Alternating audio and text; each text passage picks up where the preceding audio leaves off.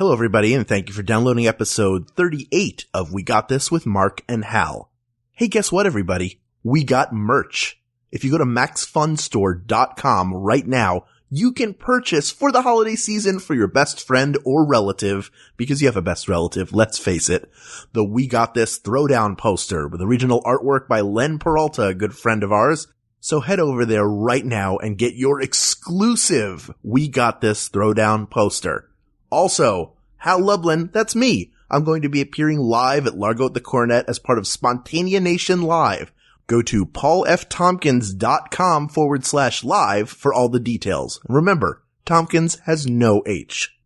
Finally, I want to urge you to check out our producer site, kenplume.com, Plume. He has his own great podcast called A Bit of a Chat with Ken Plume. He's had some of the guests that we've had on our show and some people who we may have on our show in the future, including Ken himself. So check out what he's doing there, kenplume.com. Can't recommend it highly enough.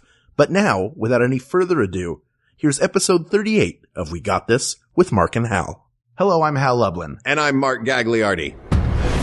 Since the dawn of humanity, one issue has gone unsettled. With the fate of the world in the balance, we're here to settle, once and for all, best comic strip. That's right. Don't worry, everyone. We got this. Podcast should have a theme song. Podcast should not have a theme song. Yes, they should. No, they shouldn't. They sound good. Yeah, but people are just going to skip past it. You know what? You're right. We got this. Hello, everybody. Hi, world. Thanks for listening. That was so enthusiastic. My voice sort of broke when I did that. You just sounded... I didn't mean for it to. You sounded like the intro to like the Country Bear Jamboree. You're like, hey! Well, howdy, folks. Welcome to the Country Bear Jamboree. Woohoo! Big Al. I went on that ride for the first time in a long time, in December. Because my mother hated that ride. So when I was a kid, we would never go to the Country Bear Jamboree because like everyone in my family hated it but me. Okay. Because they're like, we don't want to just sit and listen to, bears play country music. We want to go ride stuff. So I hadn't been on it in forever. And finally, when Juliana and I went in December, it's so good. It is a really enjoyable show. Yeah. Who doesn't love the Country Bears? Come on. And they do a Country Bear Christmas every December. And it's so good.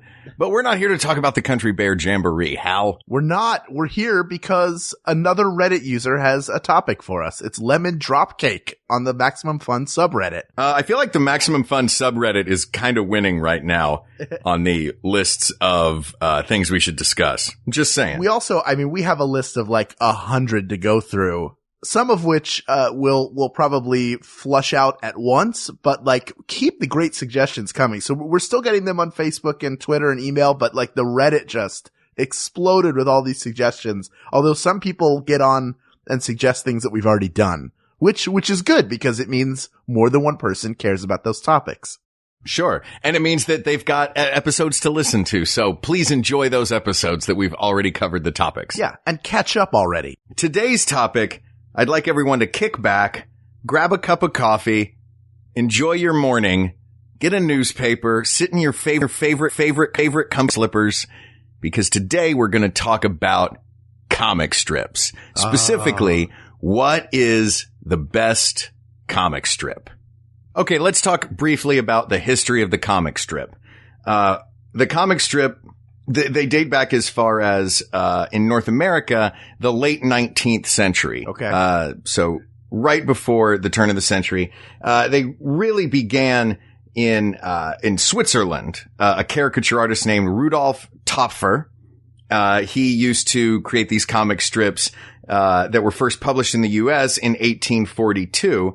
And people got interested in them. And German immigrants would come in, and German immigrants were the most interested in comic strips of the immigrant populations. And one immigrant, a guy by the name of Rudolf Dirks, created the Katzenjammer Kids in 1897. Ah, yes. Now, the Katzenjammer Kids is a comic strip that is still being produced today. So it is definitely the longest running comic strip in American history.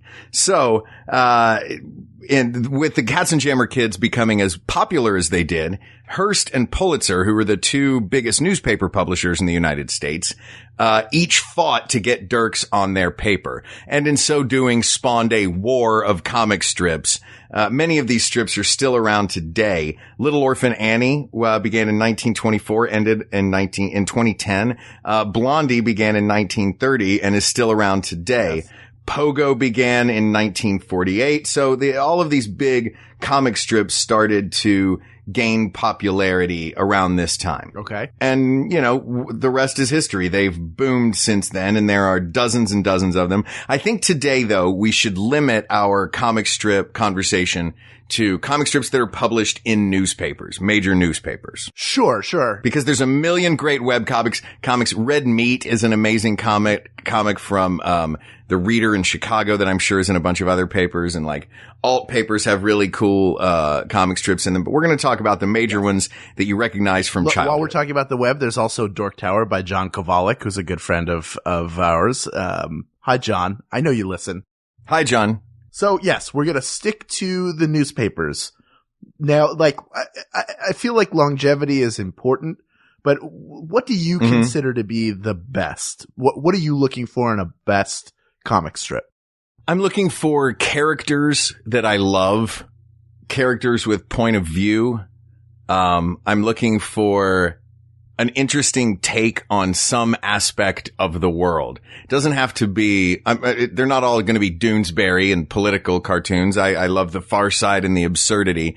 But I want my comic strip to have a point of view for each of the characters. And I want to know which character would have said, if you gave me a line of dialogue from a character, I want to know whose mouth it came out of. Right. I think that's a good criteria. You want to have like a sense like, oh, that sounds like a line by X character. Yeah, I agree. Right. Now, do you read a ton of comic strips? As a kid, every day I would read the comic strip page. Okay. That was me reading my morning paper. I was a grown-up gentleman. I would read the paper in the morning. But of course, I would have, a coffee mug with chocolate milk in it and be only reading the comics page.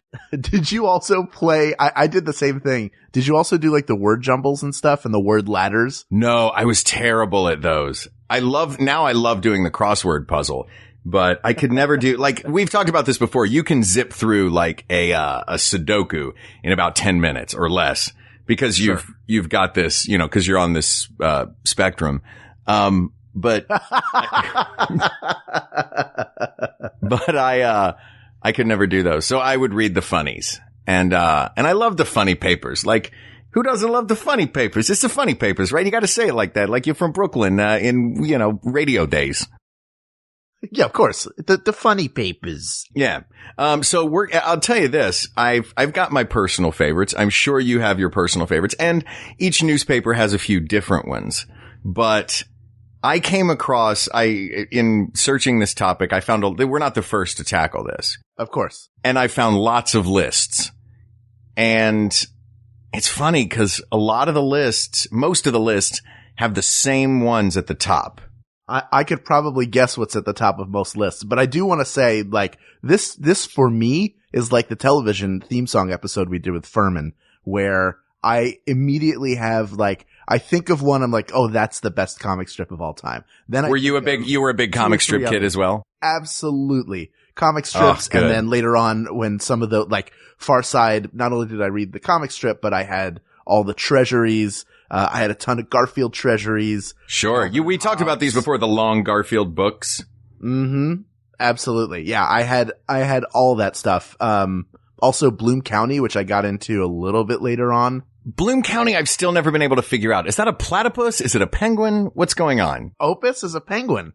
Opus is a penguin. All right. Opus is a penguin. And Bill the Cat ran for president in 1988 and lost to George Bush, just like Michael Dukakis. Might have gotten more of the vote than Dukakis did. But there's just so many great, Peanuts. It's hard. How do you top Peanuts? And then there's Family Circus has a charm to it. So what does? These different Family Circus has a real charm. Family Circus. Yeah. Billy, following the dots of where Billy's been through the house is, those were one of my favorite treats. I had a book called When's Later Daddy, which was a compilation or a collection of Family Circle Family Circus. Family Circle is the women's magazine. But you also had a collection of Family Circle, but that's because you like cooking.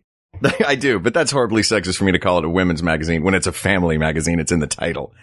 So let me ask you this. Were you a fan of the Sunday comics? Or was that, or you like your short form daily strips? Do you like them better in the big, like 8-panel where they could go on a diatribe about something? Yeah, I like the comics to have a little bit more breathing room. I immediately thought of like, oh, the Sunday comic strip, not even remembering. Oh, of course, there are black and white strips all the time. And there was still like Peanuts got a couple of panels, was always at the top. Garfield always got a couple of panels. Like you'd see them sort of shuffle based on what was popular. I can tell you 2 right now that I would take out of the running because we're going to have to do this.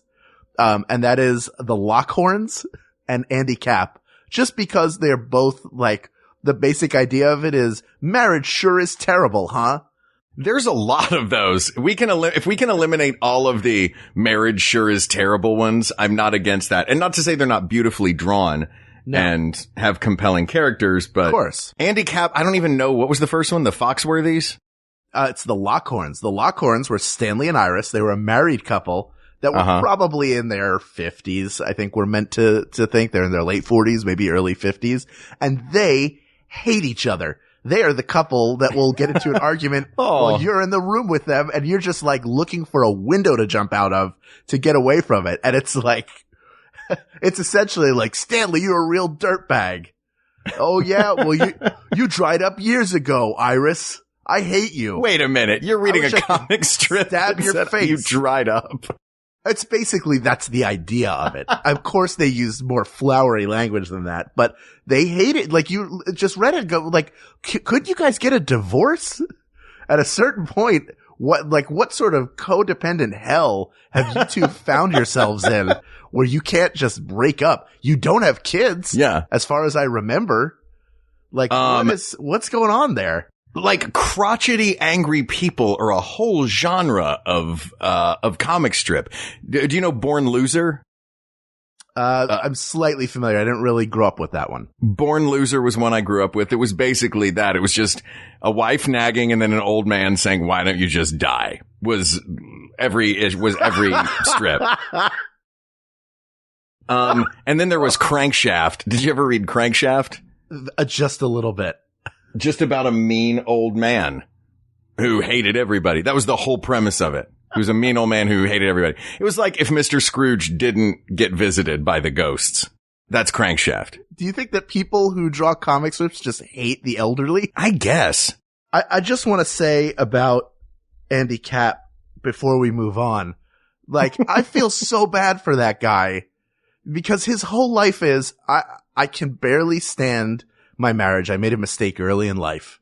I married for the wrong reasons. I've wasted both of our lives, so I'm going to get drunk. Then I'm going to fall asleep on the couch. And the second that hag walks in the room and says word 1, it's over. I just wish I had kept the last bottle of beer that I drank so I could smash it over her head and then stab myself with what's left. That's like the most depressed. Like, if you want a good British comic, what about Fred Bassett? Do you remember Fred Bassett? No. It was. Wait, is Andy Capp British? Andy Capp was British. Oh, I never knew that. All I really know about Andy Capp is his hot fries. Exactly. Yeah. He's up for those ridiculous, like, it was like the last thing you knew you were in the wrong side of the vending machine when you were getting Andy Capp hot fries. Oh, or yeah. Like that. Those were the same machines that had like Lance crackers. Wait, what? Lance was another like cracker company. And you're like, oh, that's, I never see those in stores. It's exclusively in vending machines. It's the only way they can move it is hoping you press the wrong combination of letters and numbers and then it spits it out at you. Like it be just like out of like just pure grudge hatred gives you some Andy Capp hot fries or some Lance crackers or chips. If you accidentally do pick the wrong number, there's that like 2 seconds of hell when you see the wrong thing start spinning before it falls into the bottom. Exactly. There's that like, no, that's like you can make it stop and go, no. And, but because once it drops, you're done. You're having Andy Capp's hot fries. Yeah, exactly. That's your life now. But Fred Bassett is, he's a Basset Hound, and you get to hear the things that are going on in his head. Like he has little thought bubbles, but it's like really nothing more than like, boy, I sure am happy being a dog. It sure is. Like the person who draws it clearly is one of those people that is like, my dog did the most hilarious thing today. Oh, she got up on the couch. Oh, it was great. Like, can we, based on that, can we eliminate Marmaduke as well? Well, Marmaduke, we can eliminate Marmaduke, but the whole thing of Marmaduke is like, boy, this dog sure is big. It's the same, it's the grape ape thing of like, oh, you're too big to do that. Yeah, grape ape, you can't fit in that hot air balloon. Grape ape. So yeah, we can eliminate that thing of like, aren't animals cute? They're just being animals, because those are, I mean, there's so many better and so many funnier comic strips than that. But if you eliminate my life as a dog is hard, my life as an animal is hard, you're eliminating a lot of good ones. You are arguably getting rid of Garfield early in the game. Well, Garfield is different. Garfield is not like, cats sure are funny. Garfield is a straight up character who is maybe the embodiment of what some people might think of cats. And clearly Jim Davis is either a cat person or a cat hater to the nth degree. But like he's a great character. He's got a rich world around him, and he's led to one of the funniest things. Are you familiar with Garfield without Garfield? Minus Garfield, yes. Yeah, Garfield minus Garfield. If anybody out there listening is not familiar, go to Tumblr and look up Garfield minus Garfield, and it's just John talking to himself, and then like 3 frames of nothing. And it's hilarious. Like you really see like, oh, this is, you see the existential crisis that is John Arbuckle's life. Yeah. Garfield is Fight Club with cats. Oh my God. All right, good. So we can keep Garfield still in the running, but all the other animal ones, you're gone. Yeah. For the most part, they're gone. I mean, like Bloom County has a bunch of animals in it, but I wouldn't eliminate that. And Peanuts has a dog as its main character. But we're not eliminating those yet. Right. I mean, there's a lot of them. And Pearls Before Swine is a great comic strip. Okay. Yep. But I don't know that it is in the same echelon as some of the other ones. So we can give it an honorable mention and sweep it to the side. Absolutely. Now, where do you sit on Blondie? Blondie is one of the originals. And I have in the past put an olive through a toothpick on top of a sandwich just to make myself an official Dagwood. Like a Dagwood, the best thing to come out of Blondie is the concept of the 2-foot tall sandwich. Yes. That seems to be Dagwood's only goal in life, is to just eat a 2-foot tall, and not 2 foot long like a sub, like, or a hoagie, a 2-foot tall sandwich. You're so sweet. But yeah, Blondie to me, it never really did anything for me. I guess I just couldn't relate to it, because it was like, young married couple, and she's real nice, and he's frenzied at work and wants a sandwich. I think it harkens back to a time that doesn't really, it was more relevant when it came out to it had more cultural relevance then than it does now. But, I mean, it's hard to immediately discount it just because it's so classic. It's another one where he's constantly asleep on the couch, but he's just napping. Like he has no energy, probably because all he does is load up on carbs and processed meats. He hates his job. Like it's really kind of sad. Yes. And also like Doonesbury is another one of them. Mary Worth was like the saddest thing. And Dr. Kildare. Like there are a lot of really depressing, comic strips also.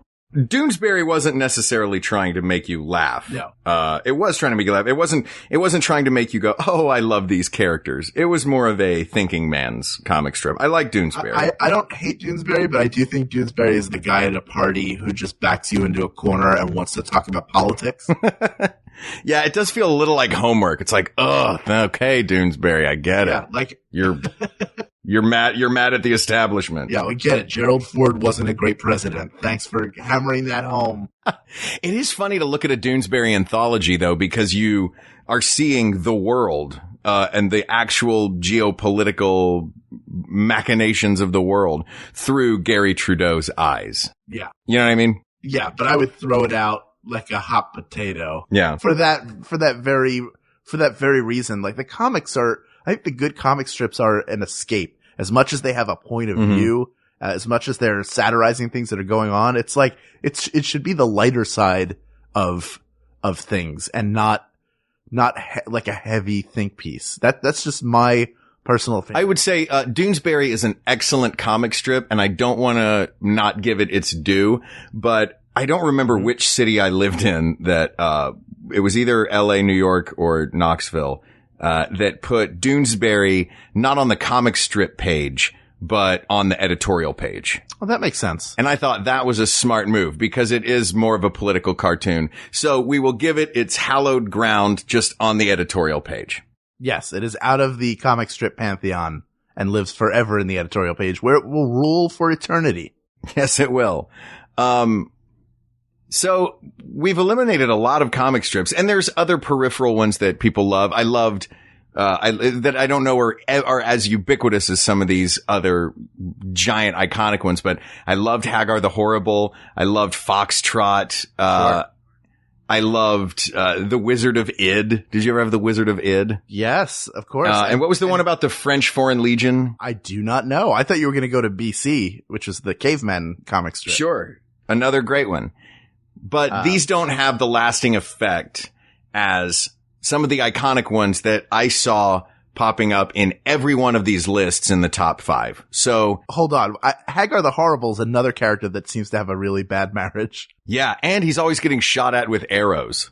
Yeah. Like he could do something different with his life. He has a choice also to walk. A Viking for sure. He can just chop off the head of anybody he doesn't like. I like that they keep him fairly non-violent though. Yes. Oh no, you do not want to see Hagar the Horrible mashed up with the show Vikings that's on the History Channel. Or maybe you do. Oh, when they do that Hagar episode, nobody else do that idea because we should shoot that, Hal. Come on, let's make a movie. We're going to make a whole movie of it. I'm ready. Do you remember when we were at Second City? We did. Of course I remember. This was my idea. Of course I remember. Oh, that's right. This was your idea. We did Hagar the Horrible as like a stage reading. And I got to do it in Second City. You did it later on as part of a different show. Yep. We did dramatic readings of Hagar the Horrible as if performed by the Royal Shakespeare Company. Yes. That was a lot of fun. I think people really enjoyed that. And they were honest to goodness transcripts that you had found of Hagar the Horrible strips, right? Yeah, I did. I read a lot of Hagar the Horrible. Like I would go back months just to find issues that were like a 1-2 punch. You know what I mean? Yeah. Because they needed to be quick and they needed to be funny and not rely on the visual joke. So it usually just ended up being that, what are they called? The crunkheads? The man who hates his wife. Your friends from the first comic strip? The Lockhorns? Lockhorns.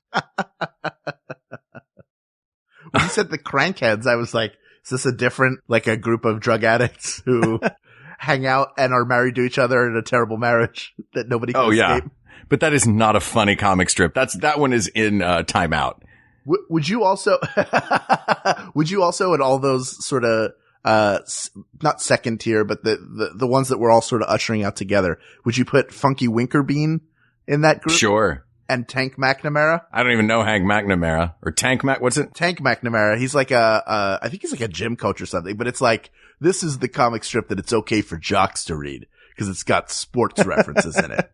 Sure. We had In the Bleachers was ours. In the Bleachers was a great one. It was Far Side size. Let me ask you this. Do you prefer, a linear strip or a one panel?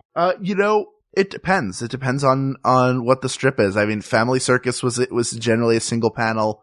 Far Side, like they were just single jokes. So they were really good. And there's another strip that I'm forgetting the name of that was in the vein of the Far Side, but not quite Far Side status. That it's the same thing. Like here is a pun acted out or here's a single sort of punchline. Gotcha. So I have an appreciation for both. What about you? I feel the same way. For me, it was, like I said, it was more about the impact that it had. If you could make that impact in the economy of one panel, then good for you. So I would also like to eliminate, but give honorable mention to some of the ones that don't fit into this category that are excellent, but are not going to make the very top of this list. I think we know the top 3, but I would like to eliminate Beetle Bailey, but I love Beetle Bailey. I love Sarge. I love that they were always trying to pull one over on Sarge. And I love that the way Sarge was drawn with that butt chin and the one tooth. He had like the one snaggle tooth that looks like a really cute dog from Instagram.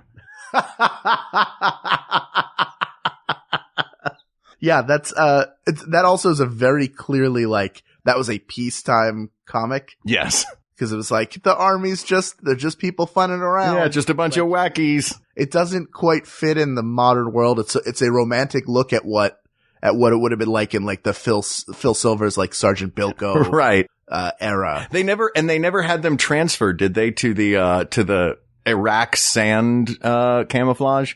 They always had them in the green. Yeah. Always in the green, always in the classic. And he was always either in the kitchen or he was in like a hammock. He found a lot of Beetle Bailey. I guess the one thing you can learn from Beetle Bailey is that there are tons of places on an army base to hide and nap. Yeah, you can put a hammock anywhere.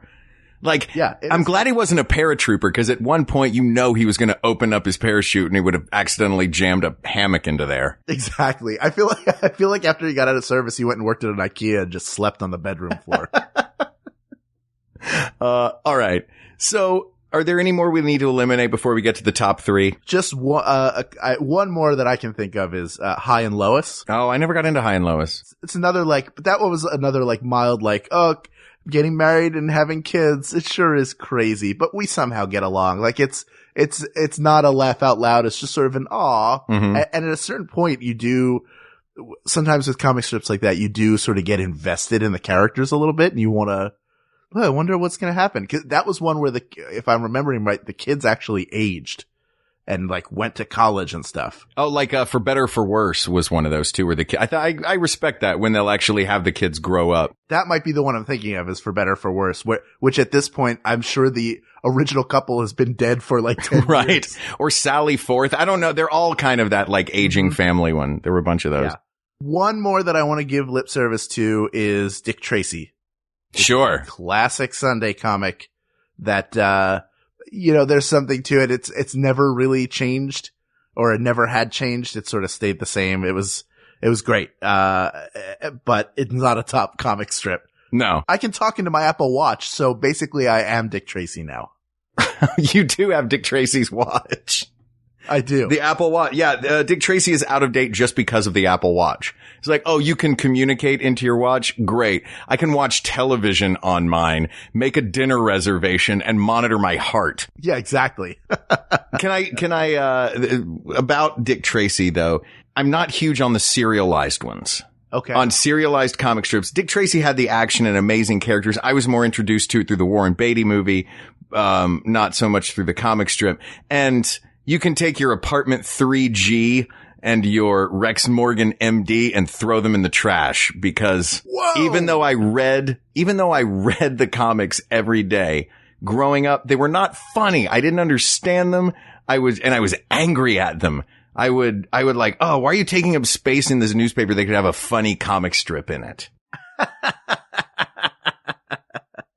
They were soap operas. Those two are the soap operas. Are you familiar with those two? I am familiar with those. I didn't care for them either for the same reason. I thought they were really boring and I just was not, they're not accessible to everybody. I think you want something that's maybe a little more accessible even at some level. And also I understand the idea of doing episodics, but if you're doing an episode of a soap opera that takes me 3 seconds to read, so I'm getting my daily episode of General Hospital is doing an hour a day and you're doing 3 seconds a day.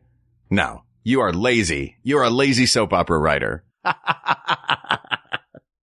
Well, okay. We're going to throw that garbage where it belongs in a dumpster and then set it on fire. But you have the creme de la creme.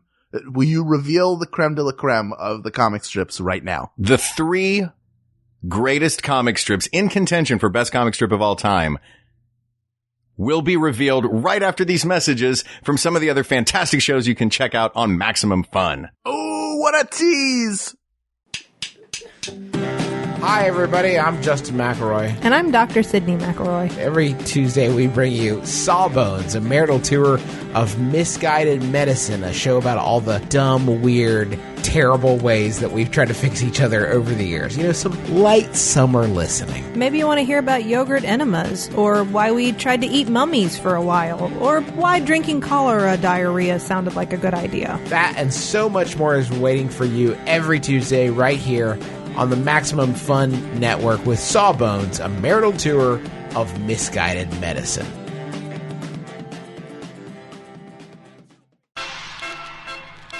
Let's be honest, we live in a world with too much media. You need a podcast on the front lines figuring out what's great. We're here for you. We're Pop Rocket. I am Guy Branum. I'm a comedian. I'm Winter Mitchell. I call myself a digital strategist. I'm Oliver Wang, academic and disc junkie. Margaret Wappler, je suis es journaliste. And we watch, listen to, and read everything so that you don't have to. And then we tell you about all the things that you'll love to love. Find us in iTunes or wherever you download podcasts. Pop Rocket, every Wednesday from MaximumFun.org. And we're back. Yay, we did it. Okay, Hal, are you ready to guess what I have culled together to be the top three? Sure, but I know we're going to expand outside of these top three almost immediately. I won't go in any particular order. Let's see if I can guess them all. Okay. I'm going to say The Far Side is one of them. That is correct. I will say Peanuts is one of them. That is correct. And I will say the third one is Calvin and Hobbes. That is correct. Okay. I think we need to put Garfield in there as well. Okay, we can put Garfield in, but I think he's going to get eliminated. I think any one of those three beats Garfield. I feel like what about the Boondocks? Honorable mention. It's a newer comic. It came out, mid-90s? Yeah, but it's so smart. It's really hilarious. Smart. And, features African Americans, which is more than any of the other strips do, except when they're printed in black and white. That is the closest that you get in general to having African American, Hey, Peanuts has Franklin. Peanuts had Franklin. Garfield, no African American characters I can remember from that. Family Circus. No, the whitest. The whitest. So white. So very, very white. All right, so we'll put Boondocks in there. I don't think Boondocks can beat it. I mean, I don't think that they can beat Peanuts. I don't think they can beat either. Calvin and Hobbes or Far Side. So our top five is solid. I think it's important to mention them because Boondocks is an important comic book. It's a landmark comic book. Yes. Just for the fact that it addresses a group of people that are criminally underrepresented in every media. That's true. More cavemen were represented in syndicated comic strips than black people. That is so true. I'm glad that got fixed. And it is a really hilarious comic. It is. It's basically, I feel like it's the new version of Calvin and Hobbes in that it's about a little kid who waxes philosophical. And maybe that's the same. It's the same way with Peanuts. Maybe that's what comic book readers are drawn to is kids who are smarter than they should be at their age. Sure. Boondocks is that. Peanuts is that. Calvin and Hobbes is that. Yeah, it's interesting to use children to explore adult subjects. But it makes sense. And cerebral stuff. It makes sense if you've got a short amount of time to simplify if you've got a short amount of time, you need to simplify a really elaborate, complex thought. So how would a kid distill it down into kid logic? Absolutely. Absolutely. All right. Now let's talk about these individually then. Since we're on this topic, let's talk about Calvin and Hobbes. Calvin, 6 years old, walks around with his stuffed tiger named Hobbes, and the two of them go on adventures frequently in outer space and wax philosophical about the state of the universe. And philosophical and very, very astute and funny and heartwarming, and the whole family is such a well-rounded group of people. It's not just the two of them. His mother and father are frequently involved in the strip, exasperated by their child. And Susie, the little girl. Yes, Susie, the little girl, that went on many of the adventures and was almost a mentee, I guess, of Calvin. Yes, would you say?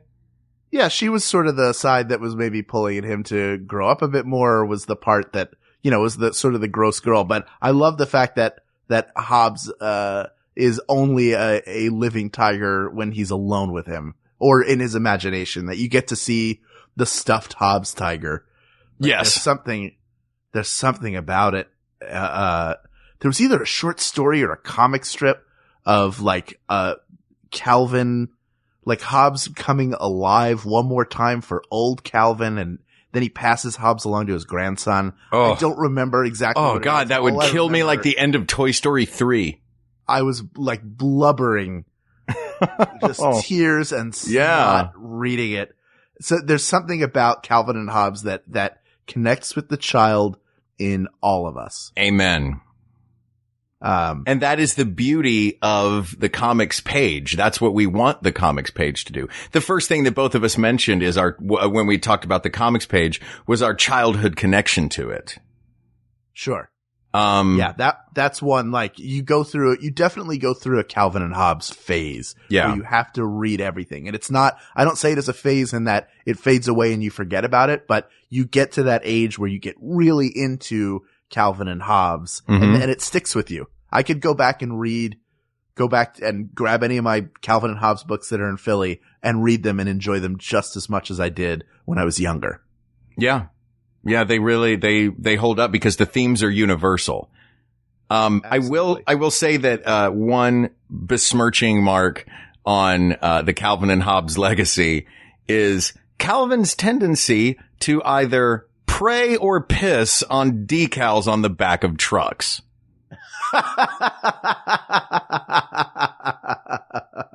That is like a terrible thing. Those are the two things he does. He prays and he pees on the back of a truck.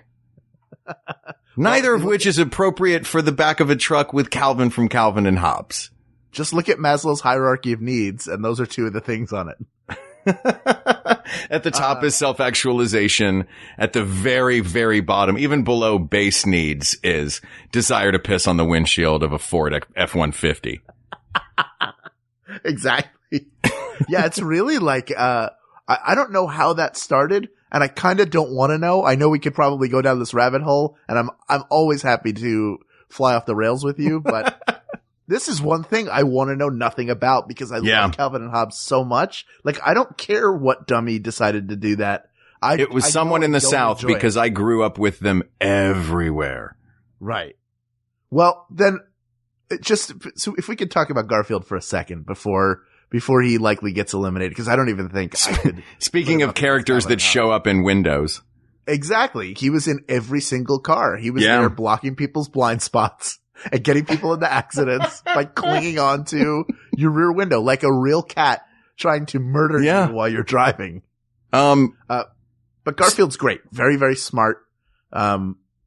Really enjoy. There was never a strip that I read of Garfield's where I thought, oh, that wasn't so great. Like, it's always fun. He's got just the world that they built around him was really great. And it was fun to see it, progress over time. If you read all the digests, you get to see a collection of those strips. And it's really interesting how the artwork changed, but also like the humor kind of sharpened with time as well. And the TV show was great. Garfield and Friends. Introduced us to U.S. Acres. That said, we can eliminate Garfield. Absolutely. With an honorable mention. Yes. All right. So we're, what's still Boondocks? I love you, Boondocks. I'm going to eliminate Boondocks as well. Okay. If only for its age, maybe after it's being written for 50 years and has reached this iconic status like some of these other guys have. Not that it isn't an iconic comic strip. It's excellent, but I think we can eliminate it. And we haven't really eliminated it. And I think people, myself included, would be devastated if I didn't mention Bloom County again. Yes. But Bloom County, if you go back and read it, the majority of it takes place, I think, from like 1982 or 83, I think, when it started through maybe the early 90s. And then,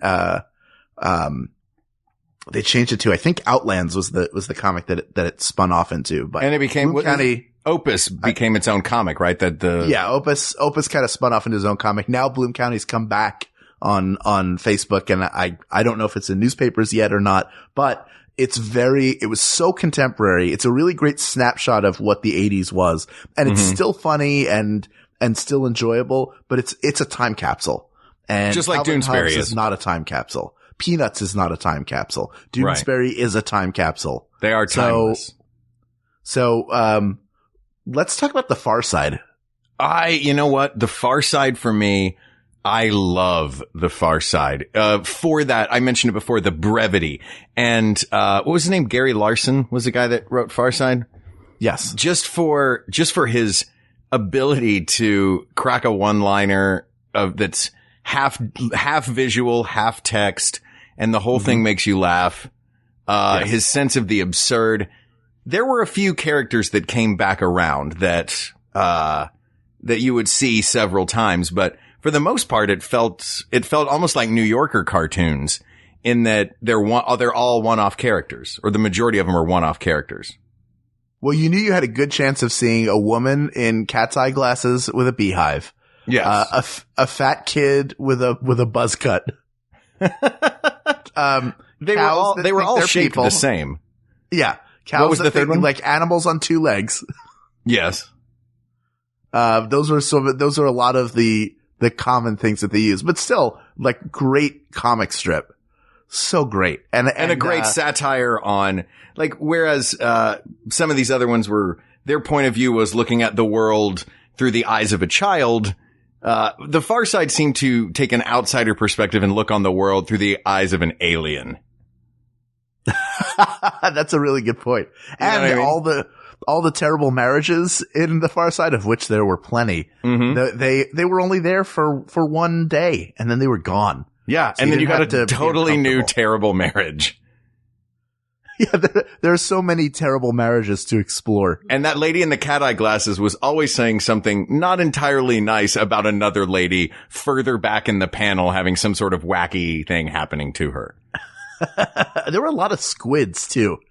More squids than you'll find in any other comic strip. Squid? Did you say squid like calamari? Yeah, like they were giant squids. They were grabbing people or swimming around. I'm telling you, if you look at the squid ratio of all of these comic strips, that Far Side will come out ahead. And I don't Far know Side if that's also good or bad. That's true. That's not a judgment call. No.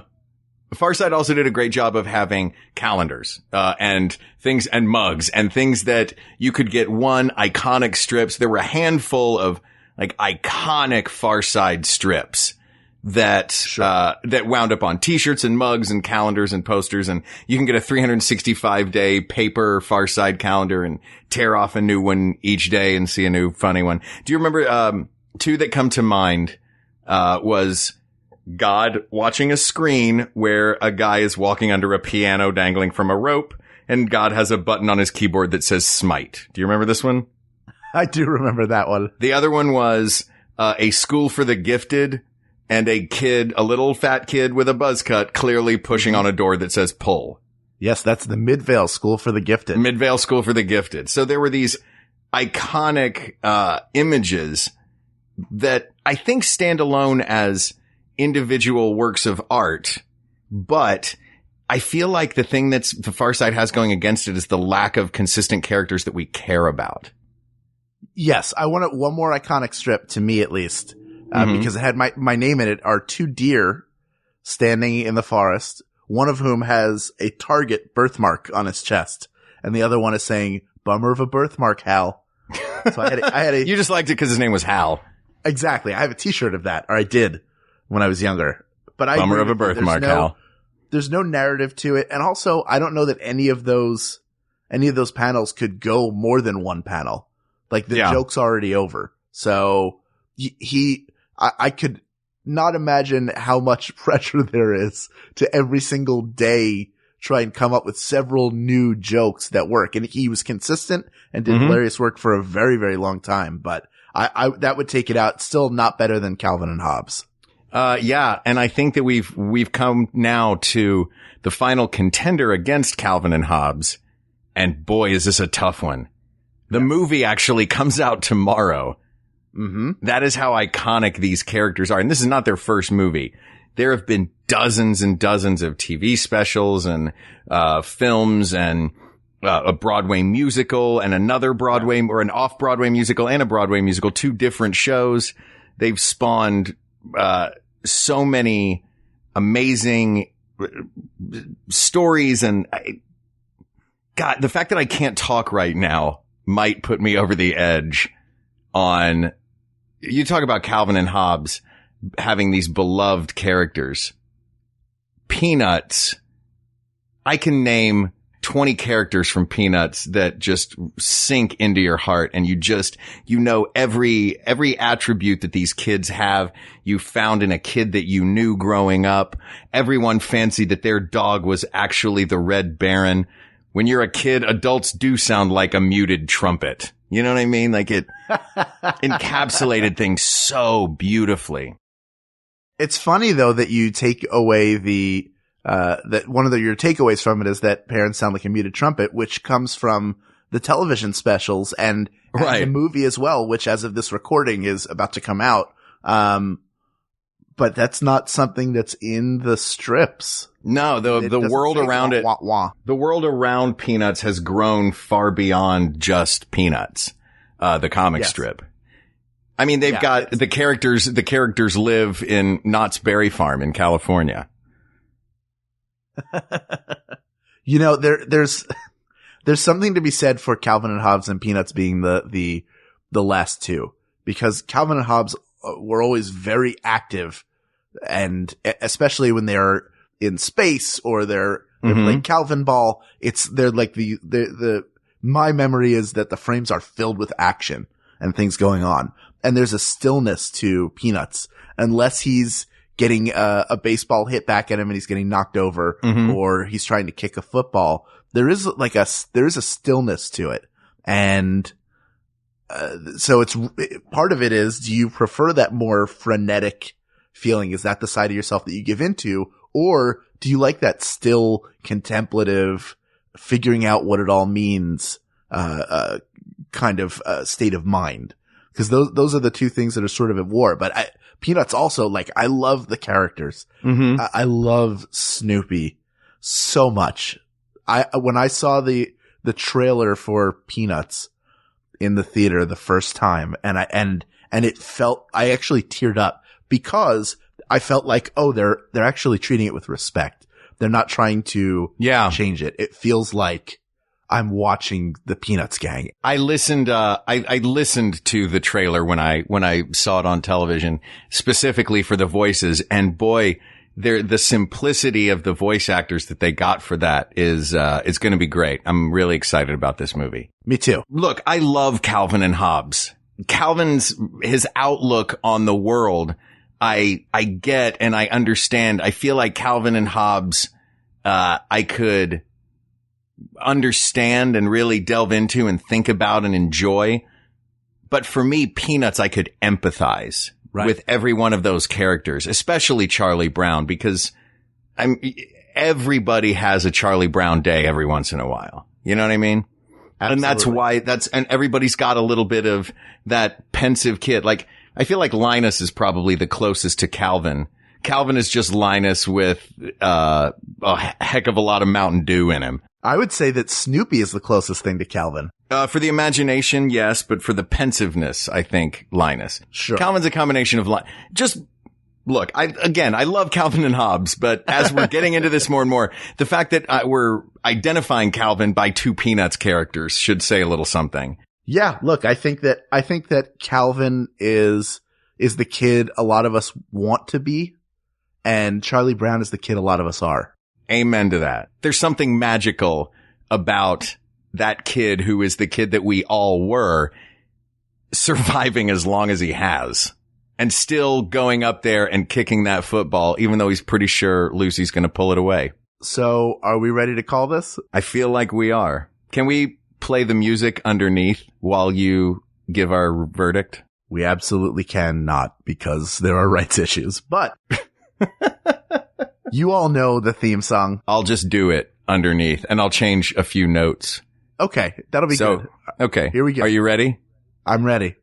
Doom, doom, doom, doom, doom, doom, doom, people of the world, you read your Sunday comics, you read your daily comics, but I want you to know that there's only one comic that is the best comic, and that is the comic written by Mr. Charles Schultz out of Minneapolis, St. Paul, Minnesota, about a boy and his dog, their giant round heads filling every frame, a little girl who's a psychiatrist that only costs 5 cents per session, and her younger brother who clings to his blanket the way many of us cling to our fears and the things that comfort us. A young piano prodigy named Schroeder, and a small bird who only speaks in vertical slashes. I don't know what that's about, but it makes sense, doesn't it? And that's because Peanuts is the best comic strip that there is. Maybe the best that there ever will be. Good luck, everybody. Come try and take down Peanuts, because Snoopy's waiting for you in his Sopwith Camel, and he's going to shoot you down behind enemy lines. He will shoot you down. Peanuts. I feel good about our decision here. I do too. Yeah. I do too. That was, my immediate gut reaction when I saw that was, it's Peanuts. But I'm glad that we took the time to talk through it so that we knew how right we were. We are right. And we're right about every topic we discuss, Hal. Yeah. And are there more topics to discuss? There are so many more, and we want to hear from you about the topics that you want us to settle for you once and for all. So why don't you find us on Facebook at facebook.com/We Got This Podcast, or email us at WeGotThisPodcast@gmail.com, or find us on the Maximum Fun subreddit. Or reach out to us on Twitter at WeGotThisTweets, which is the one that I always say when we do the outro because I don't remember any of the other ones. And not willing to learn either. No. You always say them. You're a smart guy. I know you can learn it, but you've chosen not to. Maybe you've Tom Sawyered me into just saying more stuff at the end. Yep, whitewash this fence. Thanks, as always, to our amazing musicians, Mike Furman and Jonathan Dinerstein, for our song and our score, respectively. Thank you to producer Ken Plume for the mixing, mastering, and processing of our voices, and to graphic designer Uri Kelman for our awesome logo. And thank you, as always, to you, our listeners. Thank you so much. We're having a great time doing this. It started as an excuse for Hal and I to just BS with each other, and you guys listened, and we're going to keep making them. So thank you. Thank you. For Mark Gagliardi, I'm Hal Lublin. For Hal Lublin, I'm Mark Gagliardi. And don't worry, everyone. We got this. We got this. MaximumFun.org. Comedy and culture. Artist owned. Listener supported.